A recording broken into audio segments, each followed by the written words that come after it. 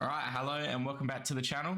My name's Jacob, and it's Supercoach Challenges. So, as we do, what we've been doing is making this team with all players under 400k, which we're then gonna move up throughout the season. Obviously, if you don't know the rules, go to the start of every other video for the lineup, other than the lineup one, because that one we changed the rules on.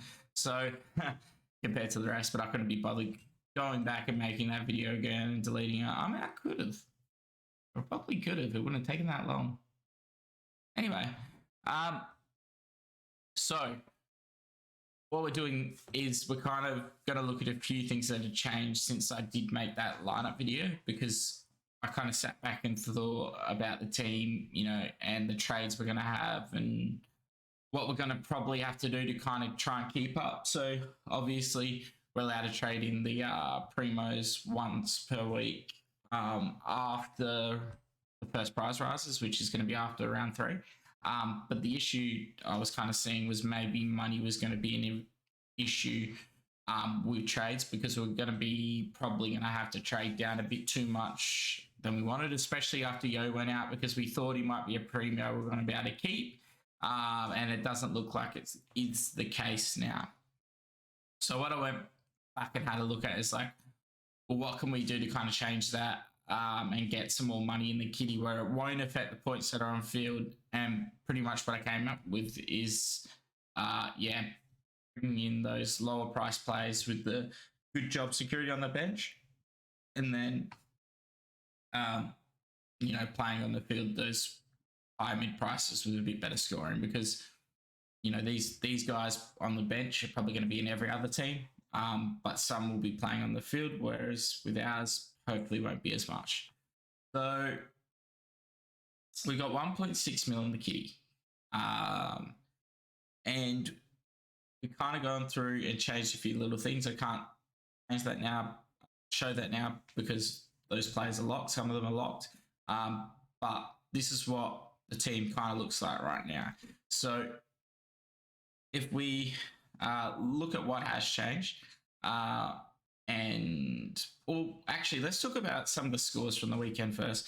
I was going to do a review video, I still will, but we're on here and we can see some of the scores, so we're just going to have to show them. So Wiedering looks to have the exact role we thought he might have, which is kind of that quarterback. And now with McGovern playing as well, he's got that cut-off defender, which is making it a little bit easier for him to get around the ball. He scored a 120, which is actually higher than what Doherty was able to get. So we've actually gained points probably at our D1 over most of the competition. If we look at the other three players today, we had Ed Kerno. Now, 62 is not obviously what we want. But the bright side is that, hopefully it can get better over the next few weeks. This one might be one that we look to get rid of early, but that'll be something we decide when we get to that point. Another thing is there's a lot of people who would have been playing Tom Stewart at their D1. But we've kind of got around that and missed that carnage. And we've probably gained, I think he only scored like 19, so we've gained 100 points there. So, we're not, we've probably lost 50, 60 points on whatever the M2 is going to do. And sadly, our VC didn't work out with Hopper, because I was thinking Hopper's probably got the role where it could go to a 90 or 100. And now I wish I did Wiedering, because we could have just locked that away. And, the 67 of Hopper didn't really matter, because I think 50 to 60% of the comp and the series coaches all have him. So it didn't really matter. But, you win some, you lose some. Maybe next week, Wiedering's when we looked at. I probably should have looked at the fact that he was playing Richmond and gone, that's a good choice. Whereas Carlton are a bit more of a restrictive midfield for scoring, and for midfielders, and maybe passed on that Hopper. But it is what it is. So we traded out Bose and Wilson in our back line, and we brought in Chesser and Constable. So the reason we did that was because I think Constable being named in the team, even with the players they have back, is probably good of a bit of a good sign. And I think the job security is kind of there. I think that there might be some other players they can push out instead of him when when Will Power and Lockie Weller come back. Hopefully he can kind of get pushed into the midfield a bit. Maybe they'll drop Alex Davies and some of the other younger guys. Bodie Uland looks like one that could find that way out as well. So Constable kind of has a few players that may be behind him in the pecking order, which is kind of looking a little bit good. And a lot of people are playing him on field, so it's also a good thing to have him in the team. And then we put Jimby on field. And the reason I changed this as well and didn't go for maybe a 300k midfielder as well is I actually think we could lose points here because Jimby's been named as Rock Rover, meaning that he's on ball and that's going to be really good for his scoring potential. And from what we saw, he could score very well. And I think that's because Elliot Yeo's going out. So, his role's changed a bit, and I don't really want to have him on the bench when 90% of the competition are going to have him playing on field. So I think we can at least, get a draw on points there, and then hope the rest of our defenders kind of do better than what everyone else is trying to have to fit into their team, like Rockers and Lockie Jones from the Dogs, because there weren't actually that many choices you could kind of have after that. A few actually did go up to Will Day, so we've kind of got some points there.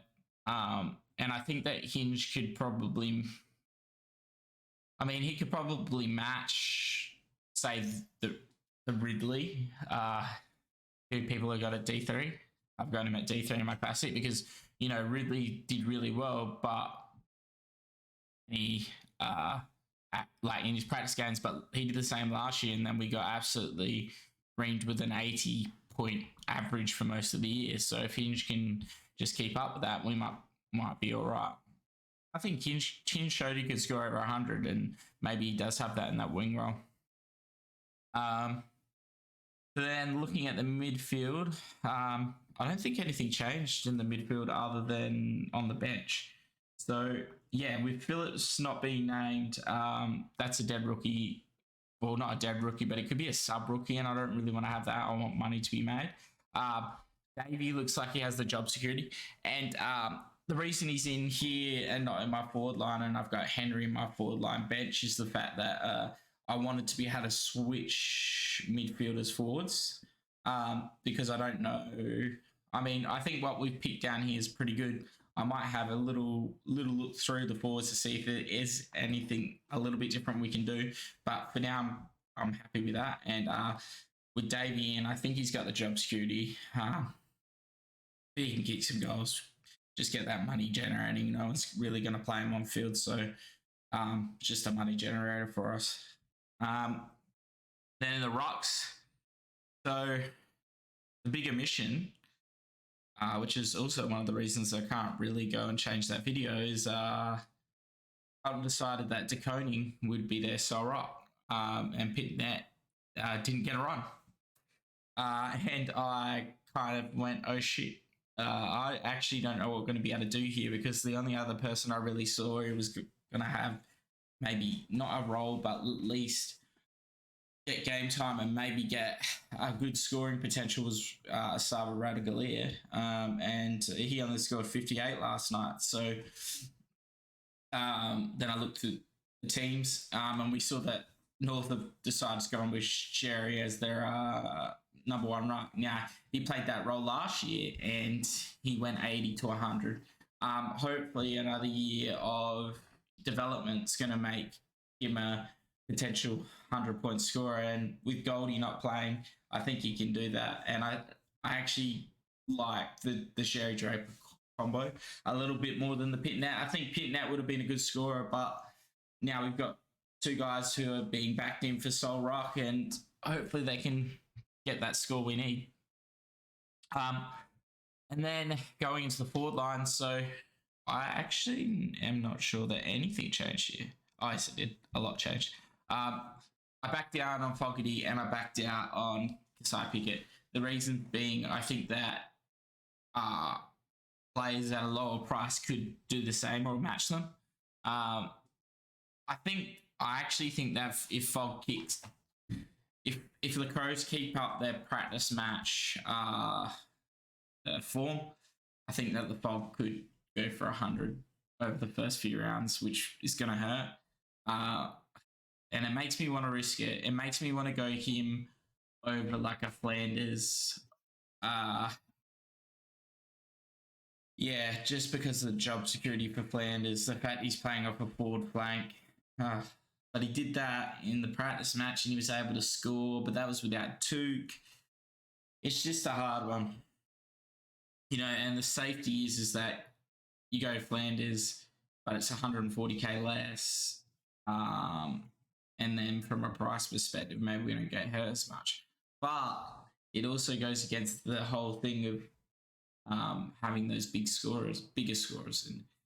And Pickett, I think he would do well. And I think deciding between him and Tanner Bruin was hard. Maybe in hindsight, I shouldn't have gone Bruin. I should have gone Pickett. But his first score is going to roll through pretty quickly. And 58 isn't great, but I think a lot of people are going to have been forced to play him. I don't think anyone was really looking at Tom Power. I actually decided last minute. Thanks to a mate, we were chatting, and he brought up Tom Power, and I kind of looked at his stats from the practice match, and I went, you know what? I don't love the Tom Power pick, but I do remember that he was an absolute ball magnet in Sandful, and he's had another couple of years. You'd have to think that Clarko's probably going to back in a guy like this to at least give it a go, especially if he's not going to play Phillips on field, if he plays Phillips as a sub, which may make Power sub risk, but surely guys like Kane Turner or something like that can be subbed out before Power. So I guess that's really where the thinking is at the moment. So we've got Henry on the bench and Green on the bench now. Maybe I should trade Henry out and go up to that Darcy Fogarty or Kasapi, because Henry's not in many teams. If we look at Henry and Flanders, so Flanders is in 21%, so it's actually not that bad a pick. But Henry's in 2%, and I don't even think many people are looking at him. I've got him in my classic team. I think that if he can get that wing role, we should be all right.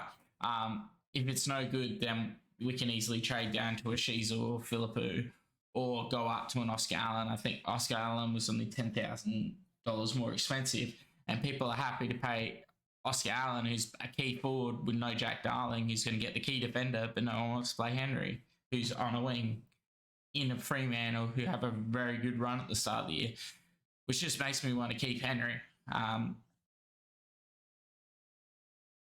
We look at Power,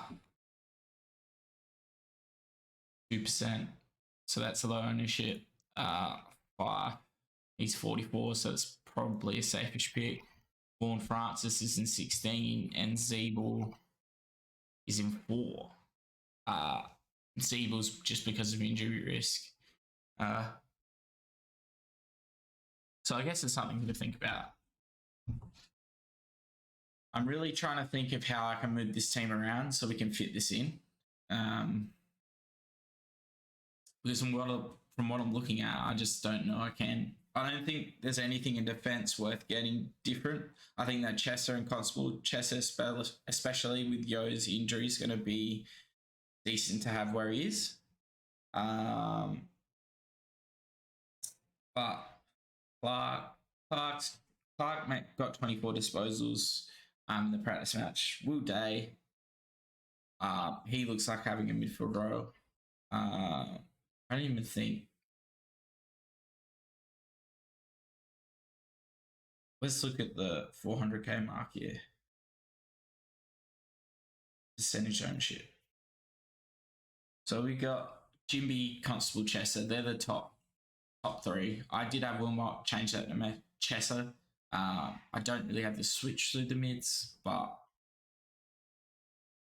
mean, I could change it and Oscar Baker and then bring in Wilmot, but I like Baker's potential for scoring a little bit more. And it's the money. I think that we're going to get more money out of him. Go to hard one. 192k, bit awkward. Shinkoda, with Cowan injured for the actual classic players, these 14% would be laughing because the rest of us get a dead rookie. And I don't. I think you just have to trade him. I think that's the trade I'm going to make in my other team because you're going to get 15k and depending on the injury, but it's going to be hard for them. Cowan to make it back into the team. So Ewan has actually gone up. I'm not sure about that one. Like, what's his job security like? Don't like it. And then looking down this now, we can't get Bose, obviously. Michelini. I like Michelini because he plays for the Crows. Don't know what his scoring potential is like. I can't believe Stocker isn't in more teams. I think that he's got, no copy now. 14k more expensive, but it looks like a type of guy who will get some good game time. So, and he had an 80 in the practice match. So, scrolling down. Yeah, so then there's like Lockie Jones, Jed Buse. I wonder what he scored. McGovern was one I did look at in this, but I didn't like the injury risk. But he went and scored 99. So, although he did probably lose the match or draw the match for them with some risque defense. So, no Jed Buse. Jed Buse had a shocker, 47. Not really sure what the 1% there we're trying to think. Maybe that was just auto picks.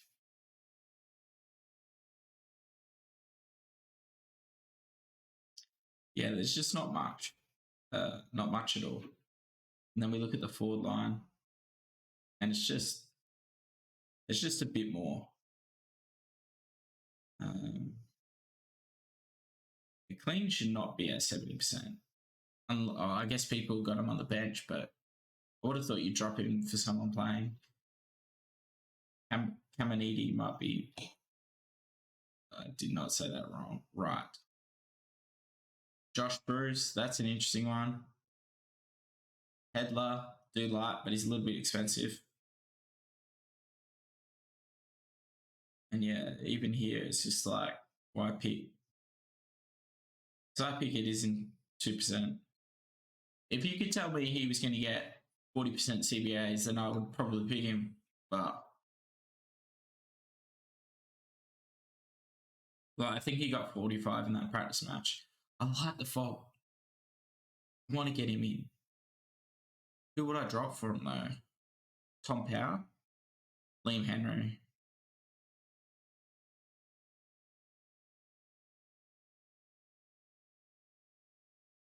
Look, I'm going to go for. I'm going to drop Henry and pick Flanders. Because if we get an injury here now, we've kind of got a lot of easy switches through to there.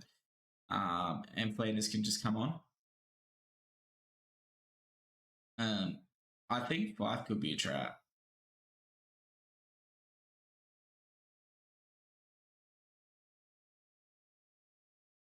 Because if we look at the way these guys are going to play, so Fogarty's going to be the second forward, but he's going to be that hit up forward. That's probably going to score well. Zeeble, he's just going to get kickouts. So he was named centre half back, and he's going to get kickouts, and probably just going to what's the word? not fade off, but roll off of his player and try and get cut off marks. Horn Francis is going to get mid-time, 5, but we don't know. And then Power, he's probably going to get some mid-time too.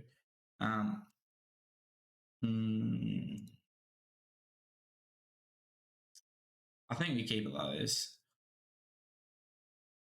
I think taking the risk on Fog is better, and we can always downgrade to Henry if we need and put some more money in here. Because we want points on field. Problem's going to be if Flanders goes for an 80 or 90 and Fogarty doesn't do that.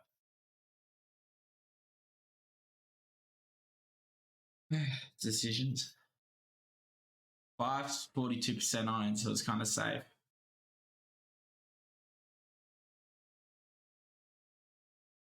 You know what? Let's ride the Fog train.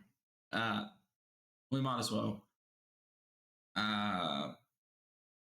He's going to be an easier upgrade. Easier, I guess, cash upgrade probably. You know, if he goes badly, we can always trade him out to a Golden or something, or someone in the forward line that is in that 400k range is going to play well enough to be a keeper this year. And it might not be one of these guys we've got there. And having Fog and him potentially going bad, at least we can just upgrade straight away and just get rid of him. And also, you know, you'd have to wait on Henry to rise price. And I think Flanders, I didn't like Henry being named on the bench, extended bench.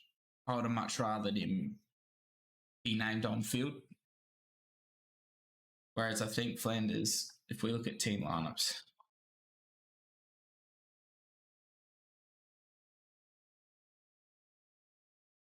I think Flanders is named on field.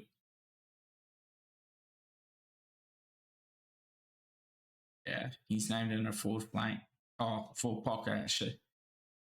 Which isn't great.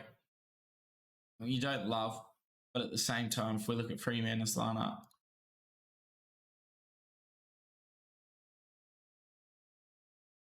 look at this, Liam Stocker on a back flank. That's what you want.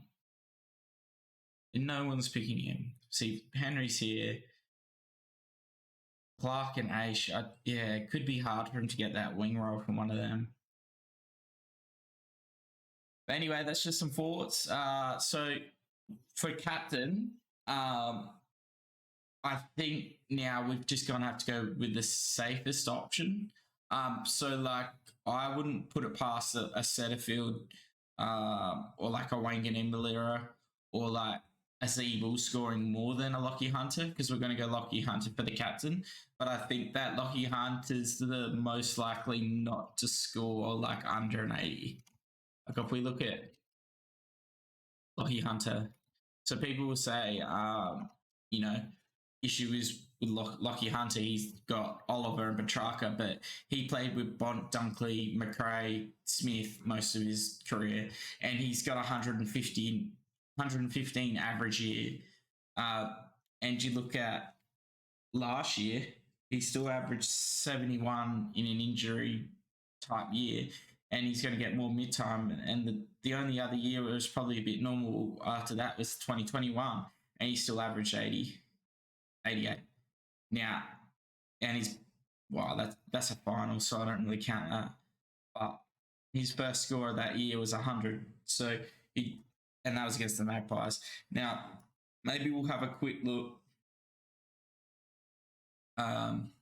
Just a quick look at Hunter's history. So we look. Why has he got his opponent as Melbourne? Oh, that's 2022. So if we go 2020, no, actually we probably want 2022. Who do they play? They play the Dogs. So it's actually also a what's it called? Like a revenge game, where people have the theory that those who play in revenge games will generally try to go and play as well as they can to get back at their old team. But if we look at, so it's hard to gauge because he's never played against the Dogs, which is a bit annoying.